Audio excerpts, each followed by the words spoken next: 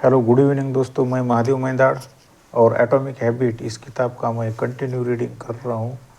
हाँ दोस्तों, पिछले 4-5 दिन मेरा बुक रीडिंग करना बंद था क्योंकि मेरा थोड़ा पर्सनल काम चल रहा था। तो अभी काम हो न हो, अभी मैं कंटिन्यू किताब रीड करना चालू रखूँगा, जारी रखूँगा।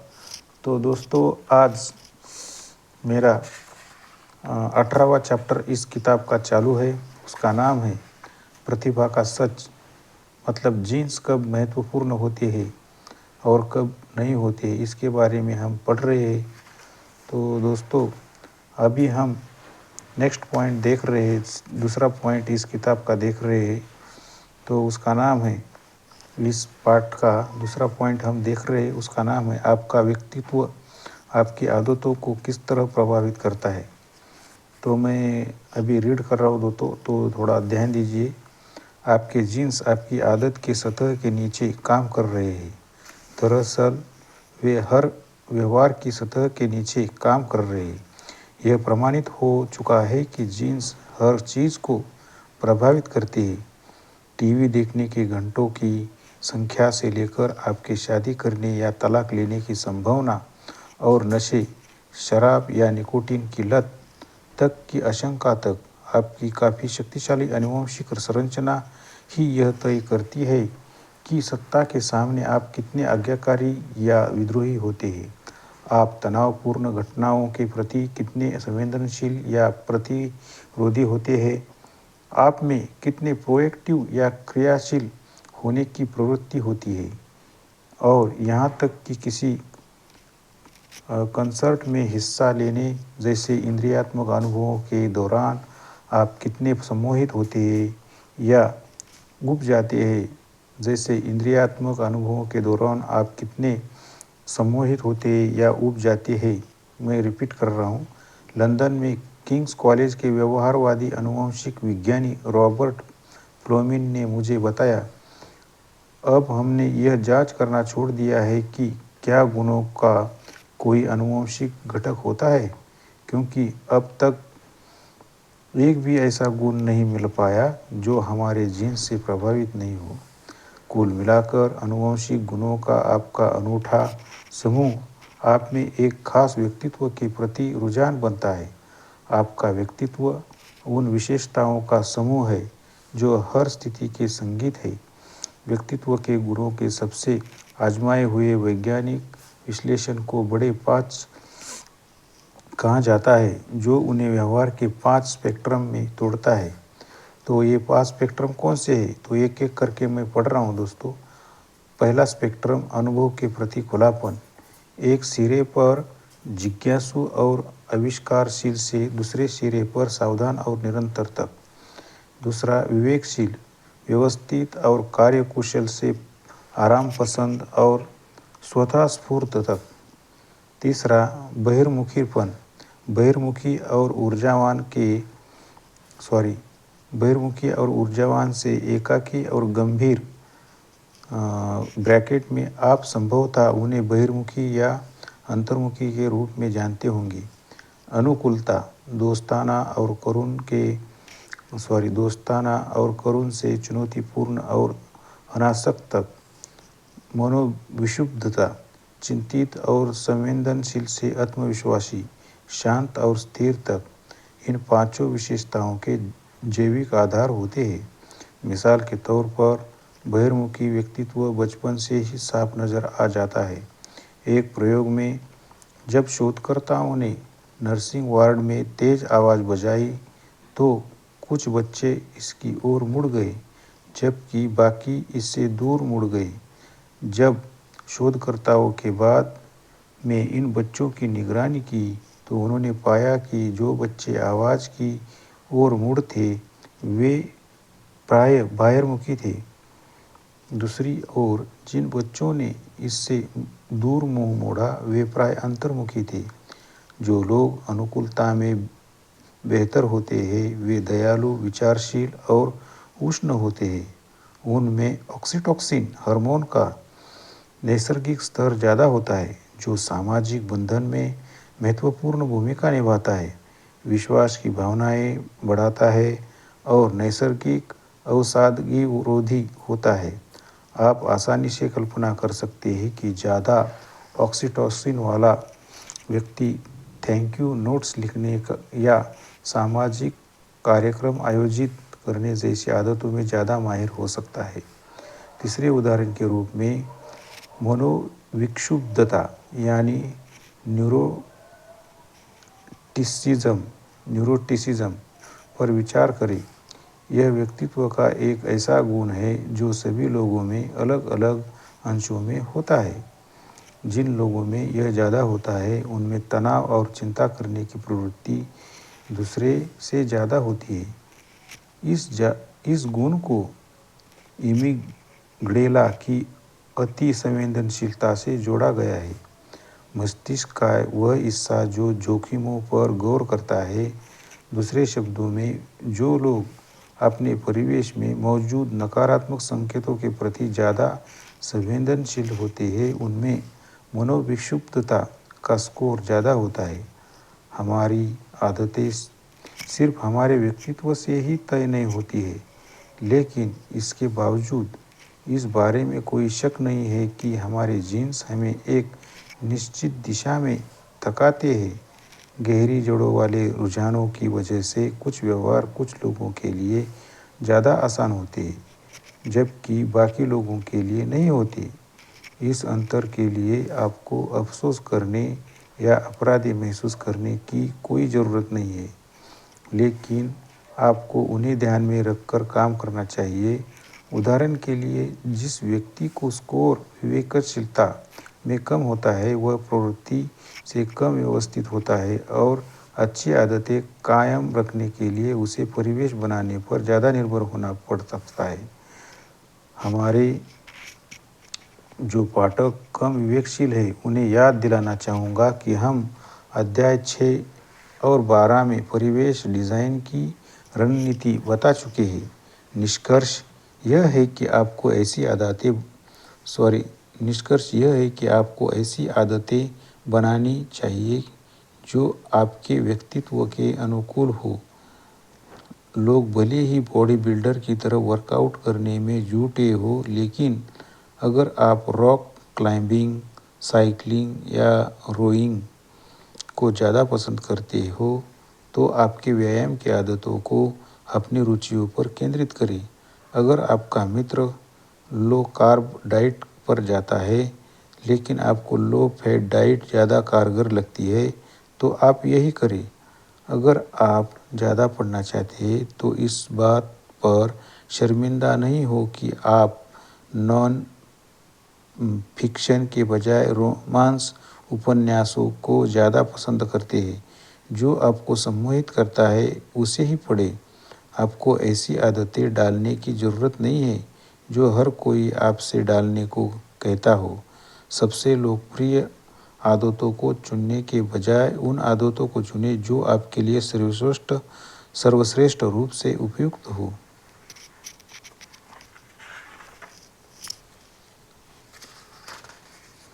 हर आदत का एक संस्करण होता है जो आपको आनंद और संतुष्टि दे सकता है, उसे खोजें। अगर हम आदतों को स्थायी बनाना चाहते हैं तो उन्हें आनंददायक होने की ज़रूरत है। यह चौथे नियम के पीछे का आधारभूत विचार है। अपनी आदतों को अपने व्यक्तित्व के अनुरूप ढालना एक अच्छी शुरुआत है, लेकिन यह कहानी का अंत नहीं है। आइए अब अपना ध्यान ऐसी स्थितियों को खोजने और बनाने की दिशा में मोड़ते हैं जहां आप नैसर्गिक रूप से लाभकारी स्थिति में होते हैं। नेक्स्ट पॉइंट, ऐसा खेल कैसे खोजें जहां संभावनाएं आपके पक्ष में हो। प्रेरणा को कायम रखने और सफल महसूस करने के लिए यह अत्यंत महत्वपूर्ण है कि आप उस खेल को खेलना सीख लें जहाँ संभावनाएं आपके पक्ष में हो। सिद्धांततः आप किसी भी चीज़ का आनंद ले सकते हैं, लेकिन व्यावहारिक दृष्टि से आपको उन चीज़ों में ही आनंद आता है जो आपके लिए आसान होंगी। जो लोग किसी क्षेत्र में गुणी होते हैं उनमें उस क्षेत्र में ज़्यादा सक्षम होने की प्रवृत्ति होती है। और फिर अच्छे काम के लिए उनकी प्रशंसा होती है। वे इसीलिए ऊर्जावान बने रहते हैं क्योंकि वे वहाँ प्रगति कर रहे हैं जहाँ दूसरे असफल हुए हैं, और इसलिए भी क्योंकि इस वजह से उन्हें बेहतर वेतन और ज़्यादा बड़े अवसरों का पुरस्कार मिलता है, जिनसे वे न सिर्फ ज़्यादा खुश होते हैं बल्कि ज़्यादा गुणवत्ता वाला काम करने के लिए भी प्रेरित होते हैं। यह एक अच्छा चक्र है। सही आदत को चुनें तो प्रगति आसान होगी, गलत आदत को चुनेंगे तो जीवन संघर्ष बन जाएगा। आप सही आदत कैसे चुनें? इसका पहला कदम हम तीसरे नियम में बता चुके हैं। इसे आसान बनाएं। कई मामलों में जब लोग गलत आदत चुनते हैं तो इसका सिर्फ यह मतलब होता है कि उन्होंने काफ़ी मुश्किल आदत को चुन लिया है। जब कोई आदत आसान होती है तो उनमें आपको सफल होने की संभावना ज़्यादा होती है। जब आप सफल होते हैं तो आपके संतुष्ट महसूस करने की संभावना ज़्यादा होती है। बहरहाल, एक और स्तर पर विचार करना होता है। अगर आप तरक्की करते हैं और बेहतर बनते हैं तो लंबे समय में कोई भी क्षेत्र चुनौतीपूर्ण बन सकता है। किसी बिंदु पर आपको यह सुनिश्चित करने की ज़रूरत होती है कि आप अपनी योग्यताओं के हिसाब से ही सही खेल खेल रहे हैं। आप यह कैसे पता लगा सकते हैं? सबसे आम नीति परीक्षण और त्रुटि की नीति है। जाहिर है, इस रणनीति में एक समस्या होती है। जीवन छोटा होता है। आपके पास करियर में जाने, हर योग्य युवक युवती के साथ डेटिंग करने या हर वाद्य यंत्र को बजाकर देखने के लिए पर्याप्त समय नहीं होता। सौभाग्य से इस उलझन को सुलझाने का एक प्रभावी तरीका है और इसे पड़ताल दोहन विनिमय कहा जाता है। किसी भी नई गतिविधि की शुरुआत में पड़ताल की एक अवधि होनी चाहिए। संबंधों में इसे डेटिंग कहा जाता है। कॉलेज में इसे लिबरल आर्ट्स कहा जाता है। कारोबार में इसे स्लिट टेस्टिंग कहा जाता है। लक्ष्य यह होता है कि कई संभावनाओं को आजमाया जाए, बहुत से विचारों पर शोध किया जाए और चौड़ा जाल फेंका जाए। पड़ताल की शुरुआती अवधि के बाद अपना ध्यान उस सर्वश्रेष्ठ समाधान पर केंद्रित करें जो आपको मिला है, लेकिन बीच बीच में प्रयोग करते रहे। उचित संतुलन इस बात पर निर्भर करता है कि आप जीत रहे हैं या हार रहे हैं। अगर आप वर्तमान में जीत रहे हैं तो आप दोहन करते हैं और करते रहते हैं। अगर आप वर्तमान में हार रहे हैं तो आप पड़ताल करते हैं और करते रहते हैं। लंबे समय में संभवतः सबसे प्रभावी यह है कि सर्वश्रेष्ठ परिणाम देने वाली रणनीति पर 80 से 90% समय काम किया जाए और बाकी 10 से 20% समय पड़ताल में लगाया जाए। गूगल अपने कर्मचारियों से कहता है कि वे 80% वर्क वीक अपने आधिकारिक काम में लगाए और 20% अपने खुद के चुने हुए प्रोजेक्ट्स में लगाए। इस नीति की वजह से ही एडवर्ड्स और जीमेल जैसे ज़बरदस्त प्रोडक्ट्स बन पाए।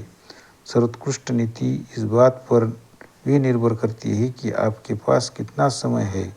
अगर आपके पास बहुत सारा समय है, जैसे कैरियर की शुरुआत में, तो पड़ताल करने में ज़्यादा समझदारी होती है क्योंकि सही चीज़ मिलने के बाद आपके पास उसका दोहन करने के लिए काफ़ी समय होगा।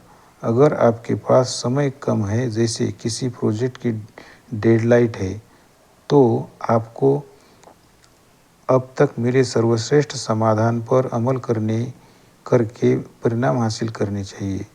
विभिन्न विकल्पों की पड़ताल करते समय आप खुद से कई प्रश्न पूछ सकते हैं ताकि आप लगातार उन आदतों तथा क्षेत्रों पर केंद्रित हो सके जो आपके लिए सबसे संतुष्टिदायक होंगे।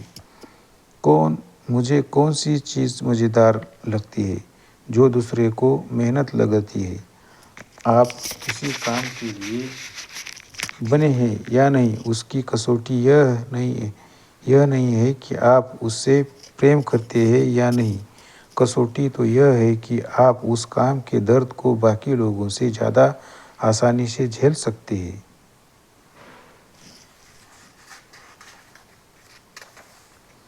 या नहीं,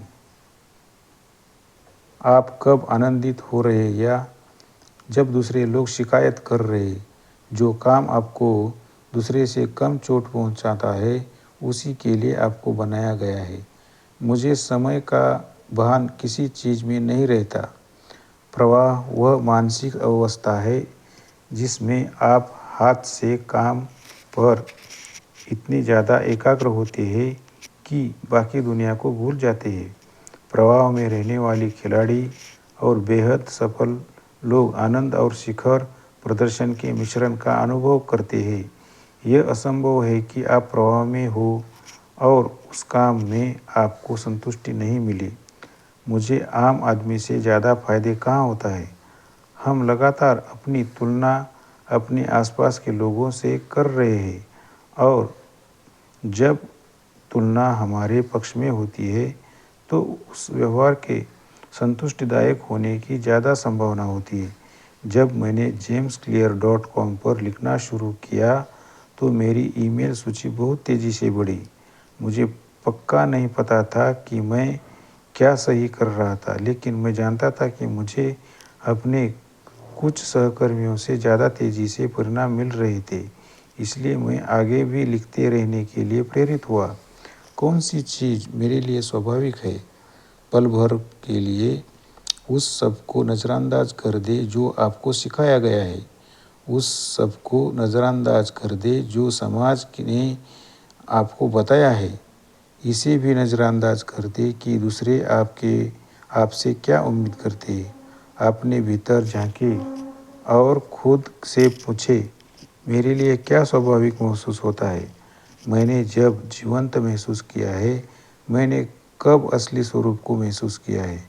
इसमें कोई आंतरिक आलोचना या दूसरों को खुश करने वाली चीज़ नहीं है। कोई अनुमान या स्व आलोचना नहीं है। बस संलग्नता और आनंद की भावनाएं हैं। जब भी आप सच्चे और प्रामाणिक महसूस करते हैं तो इसका मतलब है कि आप सही दिशा में बढ़ रहे हैं। ईमानदारी से कहा जाए तो यह प्रक्रिया काफ़ी कुछ किस्मत की बात है। माइकल फेल्प्स और हिकेम अल गुरोज खुशकिस्मत थे कि वे ऐसी दुर्लभ योग्यताओं के साथ पैदा हुए जिन्हें समाज बहुत मूल्यवान मानता था और उन्हें उनकी योग्यताओं के हिसाब से आदर्श परिवेश मिला। हम सभी के पास इस धरती पर सीमित समय है और हम में से सचमुच महान लोग वे हैं जो न सिर्फ कड़ी मेहनत करते हैं बल्कि खुशकिस्मती से उन्हें अपने लिए लाभदायक अवसर भी मिले। लेकिन क्या हो अगर आप इसे किस्मत पर नहीं छोड़ना चाहते? अगर आपको कोई ऐसा खेल नहीं मिले जहाँ संभावनाएं आपके पक्ष में हो, तो ऐसा खेल बना ले। डिलबर्ट के कार्टूनिस्ट स्कॉट एडम्स कहते हैं, हर व्यक्ति के पास कम से कम कुछ क्षेत्र ऐसे होते हैं जिनमें वे थोड़ा प्रयास करने के बाद शीर्ष 25% में पहुंच सकते हैं। मैं ज़्यादातर लोगों से बेहतर ड्राइंग कर सकता हूं, लेकिन मैं चित्रकार नहीं हूं। मैं सामान्य स्टैंड अप कॉमेडियन से ज़्यादा मज़ेदार नहीं हूं जो कभी बड़ी सफलता हासिल नहीं कर पाता, लेकिन मैं ज़्यादातर लोगों से ज़्यादा मज़ेदार हूँ। जादू यह है कि बहुत कम लोग अच्छी ड्राइंग करने के साथ साथ चुटकुले भी लिख पाते हैं। इन दोनों का तालमेल ही मेरे काम को इतना दुर्लभ बनाता है। जब आप मेरी व्यावसायिक पृष्ठभूमि को जोड़ देते हैं तो अचानक मेरे पास ऐसा विषय आ जाता है जिसे बहुत कम कार्टूनिस्ट समझ सकते हैं। अगर आप बेहतर बनकर नहीं जीत सकते तो आप अलग बनकर जीत सकते हैं। अपनी योग्यताओं का मिश्रण करके आप प्रतिस्पर्धी को कम कर देते हैं, जिससे अलग हटकर दिखना ज़्यादा आसान हो जाता है। आप नियमों को दोबारा लिखकर आनुवंशिक लाभ की ज़रूरत का शॉर्टकट खोज सकते हैं। अच्छा खिलाड़ी उस खेल में जीतना की कड़ी कोशिश करता है जिसे हर व्यक्ति खेल रहा है। बेहतरीन खिलाड़ी एक नया खेल बनाता है जो उसकी शक्तियों के अनुकूल होता है और जहां उसकी कमजोरियां मायने नहीं रखती। कॉलेज में मैंने अपना मुख्य विषय बायोमैकेनिक्स चुना, जो भौतिकी, रसायन शास्त्र, जीव विज्ञान और एनाटॉमी का मिश्रण था। मेरे पास इतनी प्रतिभा नहीं थी कि मैं भौतिकी या जीव विज्ञान को मुख्य विषय बनाकर अव्वल आ पाता। इसीलिए मैंने अपना खुद का खेल ईजाद किया क्योंकि यह मेरे लिए उपयुक्त था। मैं सिर्फ वही कोर्स ले रहा था जिनमें मेरी रुचि थी, इसलिए पढ़ना मेहनत जैसा महसूस नहीं हुआ। इस वजह से दूसरों से अपनी तुलना करने के जाल से बचना भी ज़्यादा आसान था। किसी दूसरे के पास विषयों का वह तालमेल नहीं था, इसलिए कौन यह कह सकता है कि वे मुझसे बेहतर या बदतर है। विशेषज्ञता बुरी आनुवंशिकता की दुर्घटना से उबरने का एक शक्तिशाली तरीका है। आप किसी खास योग्यता में जितने ज़्यादा माहिर बनते हैं, दूसरों के लिए आपके प्रतिस्पर्धा करना उतना ही ज़्यादा मुश्किल हो जाता है। कई बॉडी बिल्डर सामान्य आर्म रेसलर से ज़्यादा शक्तिशाली होती है, लेकिन ज़बरदस्त बॉडी बिल्डर भी आर्म रेसलिंग में हार सकता है क्योंकि आर्म रेसलिंग के चैंपियन लोगों के पास बहुत विशिष्ट शक्ति होती है। भले ही आप नैसर्गिक रूप से सबसे ज़्यादा प्रभावशाली नहीं हैं, लेकिन आप बहुत संकीर्ण श्रेणी में सर्वश्रेष्ठ बनकर अक्सर जीत सकते हैं। पानी में उबलने पर आलू नरम हो जाएगा, जबकि अंडा कठोर हो जाएगा। आप इस बात को तो नियंत्रित नहीं कर सकते कि आप आलू है या अंडा है, लेकिन आप ऐसा खेलने का निर्णय अवश्य ले सकते हैं जहाँ कठोर या नरम होना बेहतर हो। आपके लिए ज़्यादा अनुकूल परिवेश खोजकर आप स्थिति या कायापालट कर सकते हैं। जहाँ संभावनाएं आपके खिलाफ हो, वहाँ से निकलकर उस स्थिति में पहुँच जाए जहाँ संभावनाएं आपके पक्ष में हो। तो दोस्तों, आज के दिन के लिए इतना ही। तो नेक्स्ट इस चैप्टर का जो लास्ट पार्ट है, उसका नाम है आपके जीन्स का अधिकतम लाभ कैसे लें। तो उसके बारे में हम कल पढ़ेंगे। तो बाय बाय दोस्तों।